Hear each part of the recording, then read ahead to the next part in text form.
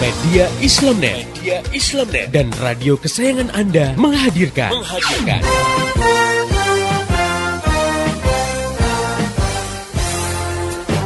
Voice of Islam. Saya pernah nonton satu acara televisi, di situ ada party, pesta-pesta di sebuah diskotik, lalu dibikin kuis. Cuman kuis itu syaratnya hanya boleh diikuti oleh pengunjung yang bawa alat kontrasepsi, alias kondom. Ternyata banyak yang bawa. Paling datang itu anak muda semua gitu kan. Kita ditanya, kenapa kamu bawa? Loh, kita kan nggak tahu apa yang terjadi setelah ini. Wow, jadi kan sudah sedia payung sebelum hujan gitu ya. Sedia kondom sebelum berzina. Astagfirullahaladzim ya. Kenapa kok seperti terjadi? Karena kita sudah hidup di alam sekuler. Hidup dengan landasan memisahkan agama dari kehidupan. Jadi agama udah nggak dipandang. Asma binti Yazid al-Ashhaliyah yang sedang dia ingin menanyakan satu masalah di hadapan Nabi dan para sahabat. Nah, saat itu ada forum Nabi dengan para sahabat. Nah, saat itu Asma menanyakan tentang kedudukan peran perempuan dalam rumah tangga dibandingkan dengan peran kaum laki-laki ya. Bagaimana posisinya? Apakah perempuan itu bisa meraih pahala yang seperti laki-laki lakukan gitu ya?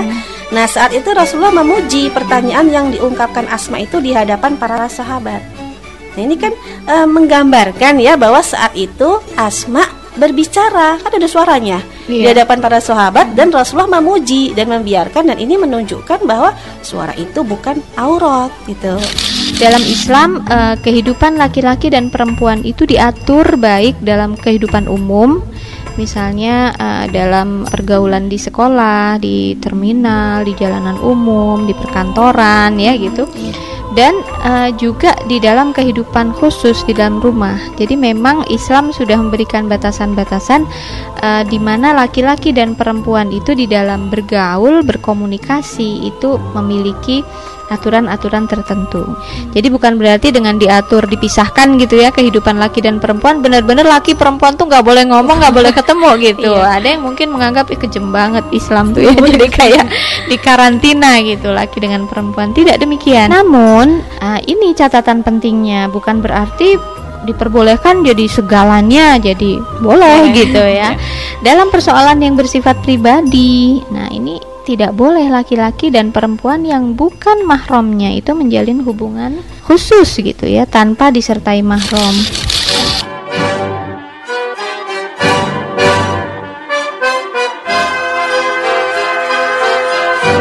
Voice of Islam.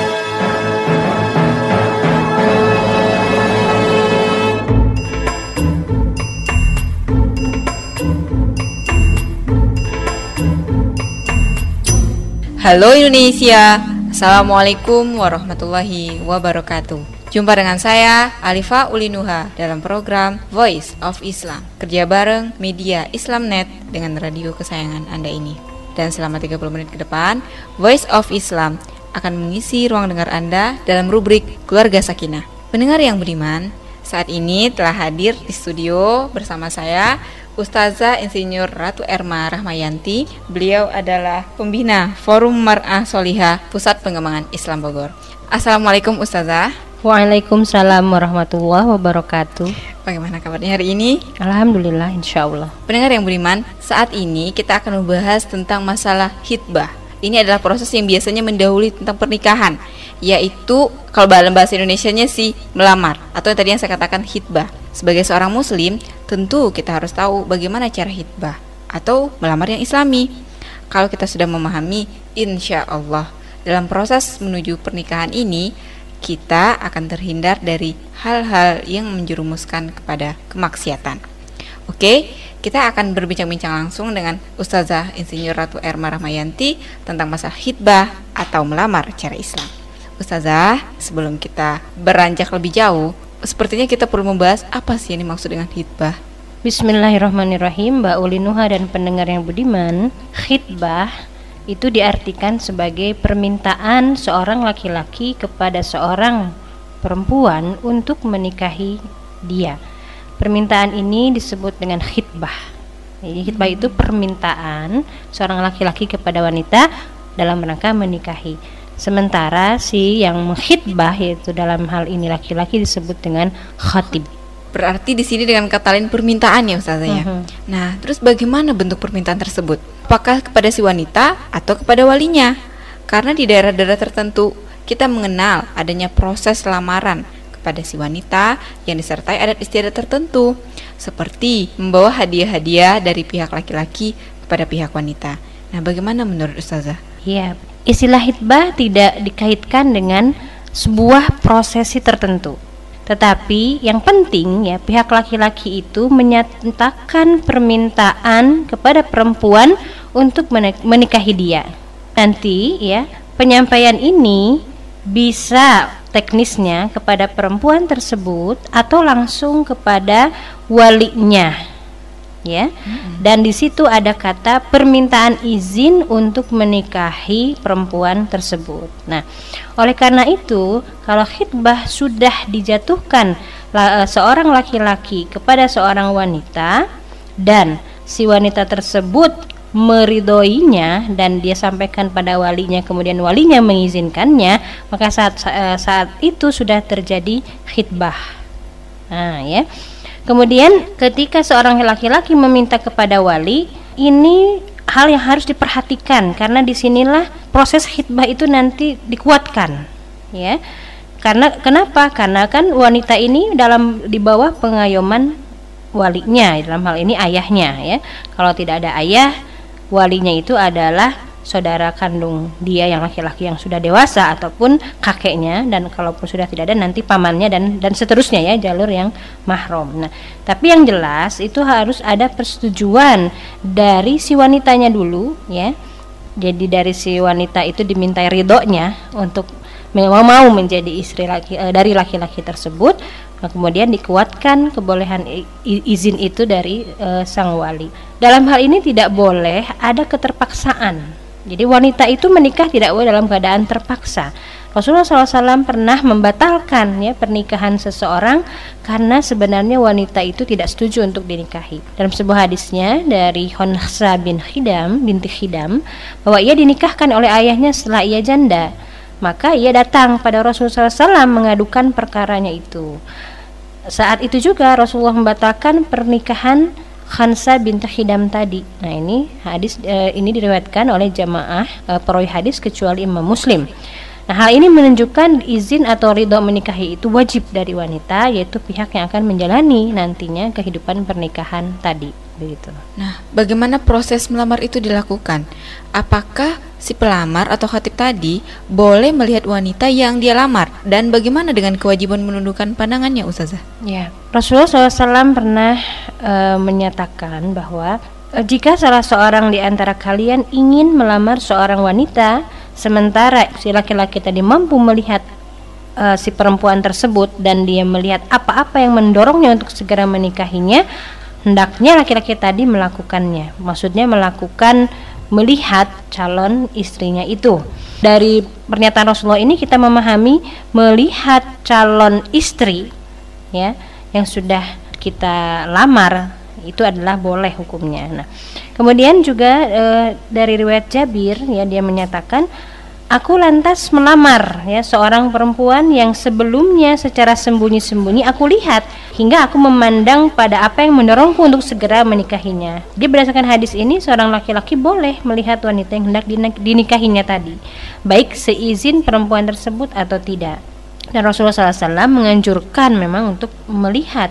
Berarti dengan kata lain boleh melihatnya gitu ya? Boleh melihat ya calon istri. Apa sih yang dilihatnya itu? Hal-hal yang sekiranya akan mendorong dia untuk segera menikahi perempuan tersebut, begitu. Ya. Terus Ustazah, bagaimana cara melihatnya? Nah, apakah ini tidak menyebabkan seorang laki-laki yang sedang mencari istri bebas memandang perempuan mana saja untuk menjadi istrinya? Mungkin. Ya, baik. Satu hal yang harus diperhatikan bahwa seorang muslim dia harus sadar bahwa dia terikat kepada hukum syariat. Ya, dia tidak boleh menjadikan hawa nafsunya itu sebagai standar ya, sehingga hawa nafsunya itu tidak terkendali ya tanpa ada yang mengatur. Nah, disinilah fungsi syariat yang bersifat mengatur manusia itu sehingga berada dalam keadaan suci ya atau fitrah. Nah, Dalam hal ini niat memandang wanita memang dalam rangka untuk menikahi, yakni hanya bagi mereka-mereka yang memang mau menikahi perempuan, ya. Untuk itu bagi para pemuda yang belum siap menikah atau belum mau menikah, maka tidak boleh sembarangan memandang wanita atau mencari-cari sasaran, ya, mana yang nantinya akan dinikahi, ya, karena mereka kan memang belum mau menikah gitu. Terkait ini Islam telah memerintahkan para laki-laki, ya, untuk menundukkan pandangan kepada perempuan. Allah Ta'ala berfirman dalam Al-Quran surat An-Nur ayat 30, A'udzubillahi minasyaitonirrajim, Qul lil mu'minina yaghdudna min absarihim. Katakanlah kepada laki-laki yang beriman, hendaklah mereka menundukkan pandangan. Islam menganjurkan untuk menyegerakan proses menikah. Jadi adanya kebolehan melihat ini juga untuk semakin mempercepat proses pernikahan tadi. Nah, syarat lain dalam kebolehan melihat ini adalah laki-laki tidak boleh berkhalwat dengan wanita yang akan dilihatnya. Nah, kalau sekarang kan justru seringkali orang tua longgar, ya, karena menganggap toh nantinya mereka akan menikah gitu. Padahal keduanya kan tetap sama-sama orang yang harus terikat dengan hukum Islam terhadap batas-batas pergaulan pria dan wanita. Dan Rasulullah SAW dalam hal ini menyatakan, siapa saja yang beriman kepada Allah dan hari akhir, janganlah mereka berdua-duaan karena yang ketiganya adalah syaitan. Yang dimaksud dalam hadis tadi dengan ayah luanna berkhalwat tadi adalah bersepi-sepinya seorang laki-laki dengan wanita yang bukan mahramnya. Jadi bersepi-sepi di sini itu hanya berdua saja, tidak ada yang lain, dan tempatnya sunyi, tidak bisa dijangkau orang, dan kalaupun orang mau terlibat itu mesti ada izin dari keduanya. Itu yang disebut dengan khalwat, dan itu yang dilarang sekalipun itu dilakukan oleh laki-laki yang akan melamar, ya, ataupun yang sudah menghitbah seorang perempuan begitu. Nah, terus apakah ada batasan waktu antara melamar dengan pernikahan itu sendiri, Ustazah? Iya. Tidak ada batasan waktu, ya, antara peristiwa pelamaran dengan pernikahan, tapi Islam hanya memerintahkan untuk segera. Pada faktanya nanti proses khitbah itu kalau terlalu lama akan berpeluang menimbulkan masalah besar. Seringkali kemudian selama masa yang panjang itu terjadi pergaulan yang terlalu dekat atau akrab karena merasa keduanya toh nanti akan menikah gitu. Nah, ini seringkali menjadi godaan, ya, dalam masa khitbah yang terlalu lama itu. Padahal kan semestinya kedua-duanya harus menjaga pergaulan, ya, sebagaimana posisi laki-laki dan perempuan pada umumnya yang belum ada ikatan khitbah juga, dia juga begitu, ya, untuk terkait dengan pergaulan itu tetap ada batasan. Nah, khususnya bagi pihak wanita pada masa khitbah ini ada ketentuan yang harus diingat bahwa dia tidak boleh menerima pinangan dari laki-laki lain. Nah, Rasulullah SAW, ya, menyatakan dalam hari ini orang mukmin satu dengan lain itu bersaudara. Tidak boleh ia membeli barang yang sedang dibeli saudaranya dan meminang pinangan saudaranya sebelum ia meninggalkan perempuan itu. Jadi saya tekankan memang tidak ada batas waktu, tetapi Islam memerintahkan untuk menyegerakan pernikahan itu, ya, dengan maksud supaya tidak terjadi pelanggaran-pelanggaran hukum. Nah, pendengar yang budiman, tentu Anda tidak asing lagi dengan istilah tunangan. Nah, kita akan bahas tentang tunangan menurut Islam setelah kita dengarkan lagu yang berikut ini. Tetap setia di Voice of Islam.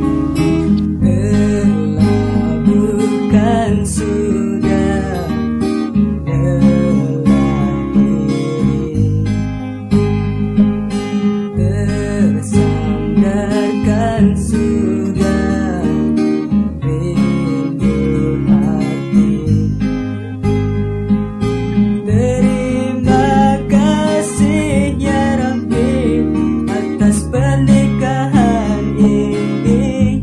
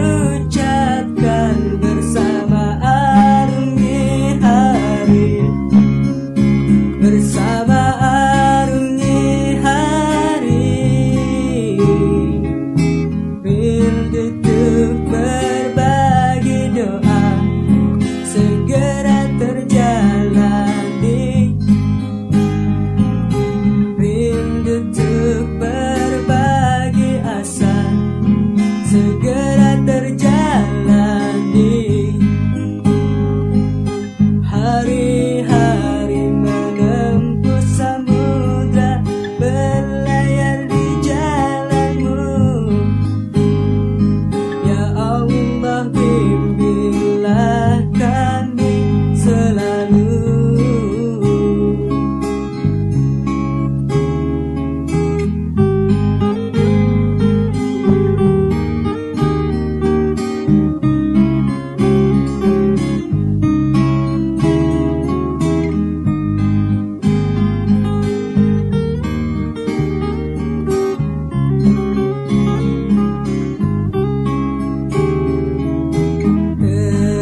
Terlabuhkan sudah lelah diri, tersandarkan sudah rindu hati. Terima kasih ya Rabbi atas pernikahan ini. Janji telah terucapkan bersama arungi hari, bersama arungi hari. Rindu untuk berbagi doa segera terjalani.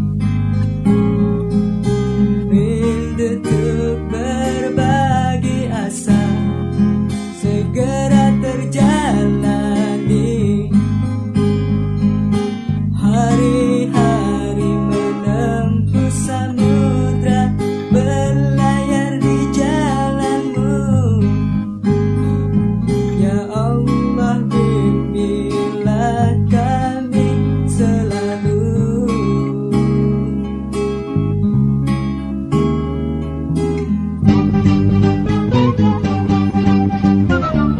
Masih Anda ikuti Voice of Islam, persembahan media Islamnet dan radio kesayangan Anda ini. Voice of Islam, Voice of Islam, Voice of Islam.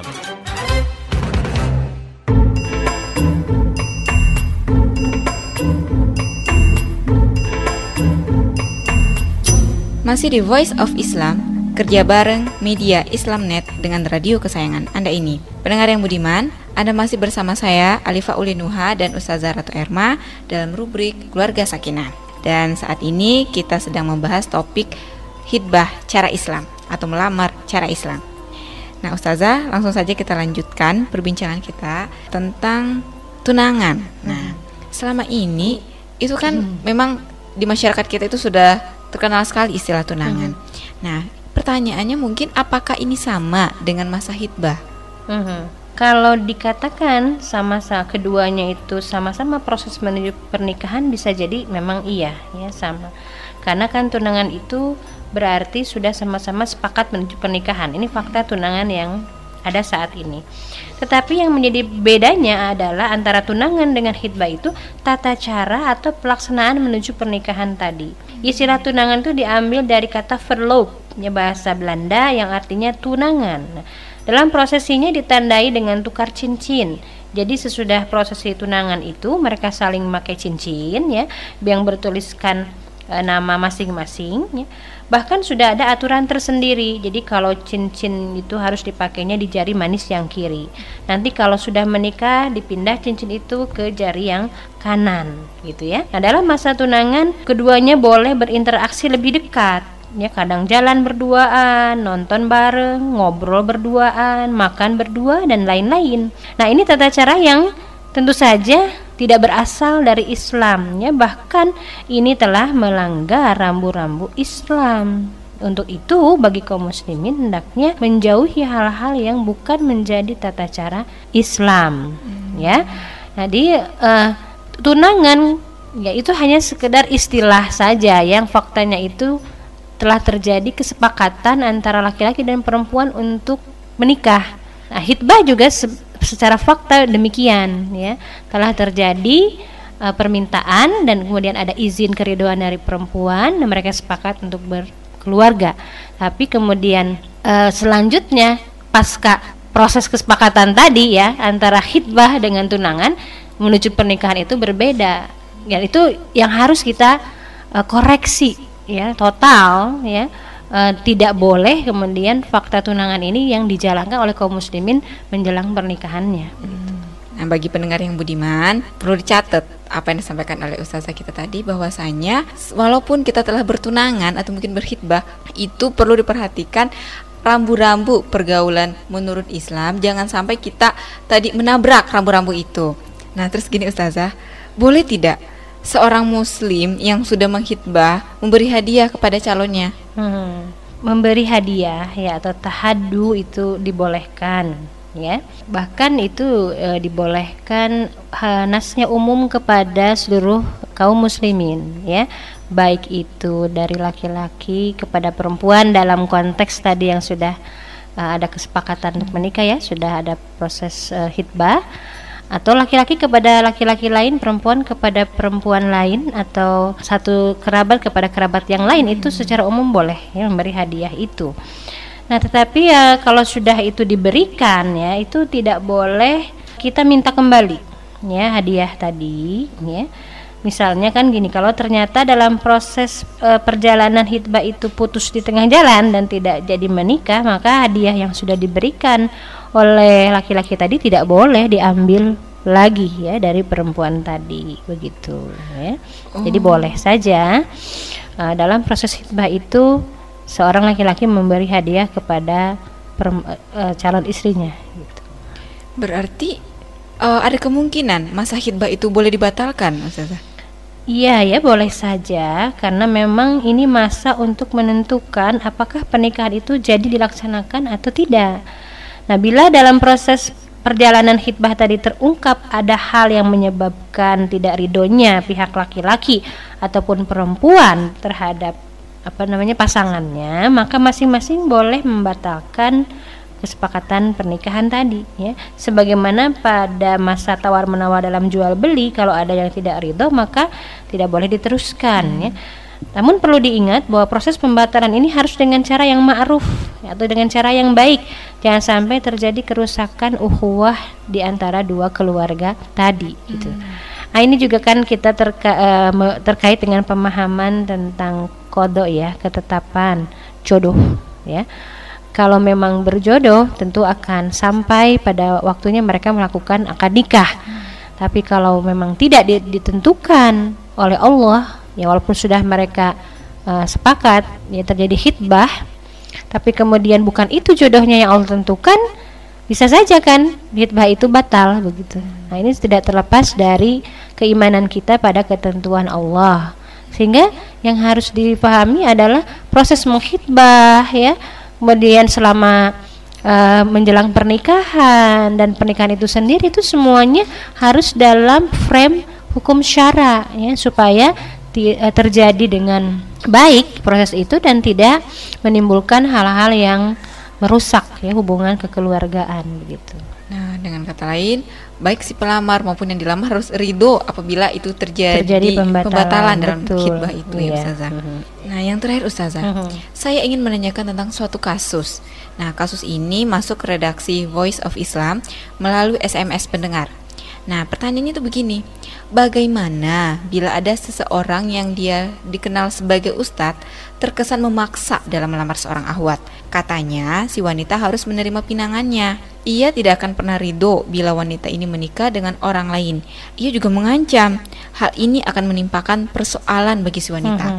Nah, bagaimana Ustazah memandang fakta ini? Iya, dalam pernikahan seseorang itu tidak boleh merasa terpaksa, sekalipun yang melamar itu adalah seorang ustadz. Jadi dia harus memberikan kesempatan apakah si perempuan itu ridho menerima dia sebagai suaminya atau tidak. Ya, karena kan pihak perempuan itu harus memberikan ridhonya tadi ya, harus memberikan izinnya gitu. Nah ya, jadi itu tidak dalam kewenangan orang lain untuk memaksa perempuan tersebut ya. Nah, walaupun memang bisa saja ya si pelamar ini mungkin terkategori orang yang tampan atau cakep, kaya, bangsawan, pendidikannya tinggi, alim ulama, ya bahkan mungkin dikenal sebagai ustadz yang masyhur ya, sekalipun kalau dia memaksakan keinginannya menikah dengan seorang perempuan itu tidak dibenarkan ya. Jadi yang ditekankan di sini adalah bagaimana si perempuan itu ridho ya menerima calon suami. Nah, kalau ada yang membuat si wanita ini tidak ridho atau tidak senang, entah dari sisi mana manapun, mungkin dari sisi dia suka memaksanya itu gitu ya, maka sah-sah saja si perempuan tadi menolak begitu ya. Kalau dia tidak suka ya silahkan saja perempuan itu untuk menolaknya ya. Nah, jadi untuk setiap pelamar hendaknya dia ikhlas dan berlapang dada bila ditolak lamarannya itu ya. Nah, kalau dalam hitbah ya terjadi bolak-balik ditolak ya, bukan berarti Anda itu jelek ya, atau tidak baik atau banyak celahnya ya, atau mungkin sedang sial gitu ya. Itu tidak boleh disikapi seperti itu ya, karena penolakan tadi bukan sebuah kesialan. Ini semata-mata karena si wanita tadi bukan jodohnya Anda ya, bukan jodoh si pelamar yang ditolak tadi ya. Jadi jodoh itu kembali hanya Allah yang mengatur. Nah, manusia itu hanya mencari jodohnya saja. Nah, kalau sabar insya Allah pasti akan dapat gantinya yang jauh lebih baik. Jadi di sini penekannya adalah harus yakin begitu ya tentang persoalan jodoh. Nah, pendengar yang budiman, itu tadi bahasan kita tentang hitbah cara Islam. Satu hal yang bisa kita tarik dari bahasan tadi adalah bahwasanya setelah melakukan proses hitbah, kita harus tetap berpegang pada rambu-rambu Islam tentang pergaulan dengan lawan jenis. Dan apabila terjadi pembatalan dalam proses hitbah tersebut, kedua belah pihak, baik yang melamar maupun yang dilamar, harus ridho dengan keputusan itu. Buat pendengar yang ingin bertanya atau memberikan kritik, saran dan masukan, bisa langsung dikirimkan surat ke radio kesayangan Anda ini atau kirim SMS ke 0856 9492 4411. Saya ulangi 0856 9492 4411, atau bisa juga melalui email ke mediaislamnet@yahoo.com. Untuk informasi lebih jauh tentang Voice of Islam, radio-radio di seluruh Indonesia yang menyiarkannya, topik-topik yang akan dibahas, bisa juga langsung diklik di www.gaulislam.com. Saya Alifa Ulinuha dan seluruh kerabat kerja yang bertugas mengucapkan terima kasih kepada Ustazah Ratu Herma. Ya, insyaallah. Dan terima kasih juga buat para pendengar yang telah setia mengikuti acara ini. Pesan saya, sampaikan apa yang Anda peroleh dari acara ini kepada yang lain, agar rahmat Islam bisa segera tersebar, termasuk di kota Anda yang tercinta ini. Mari menimbang masalah dengan syariah. Assalamualaikum warahmatullahi wabarakatuh. Ibu doakanlah, ku akan melangkah menyusuri waktu, menjemput cintaku. Ibu lepaskanlah ku ke laut biru, akan ku arungi, akan ku seberangi. Ibu doakanlah, ku sedang melangkah menjalani hari, menjemput harapku. Ibu lepaskanlah ku dengan maafmu, tentramkan hatiku, menempuh hidupku. Doamu oh ibu selalu ku nanti, tulus dan suci.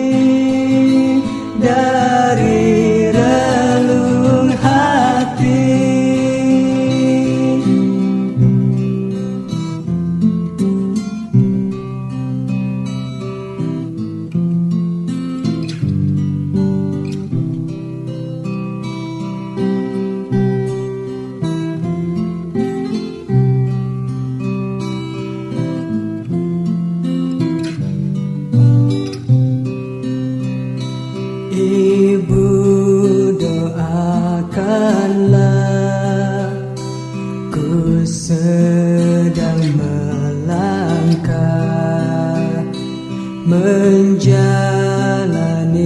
hari, menjemput citaku. Ibu, lepaskanlah ku dengan maafmu, tenteramkan hatiku, menempuh hidupku. Doamu, oh Ibu, selalu ku nanti. Mohonkanlah Allah Rabbi besertaku selalu, besertaku selalu.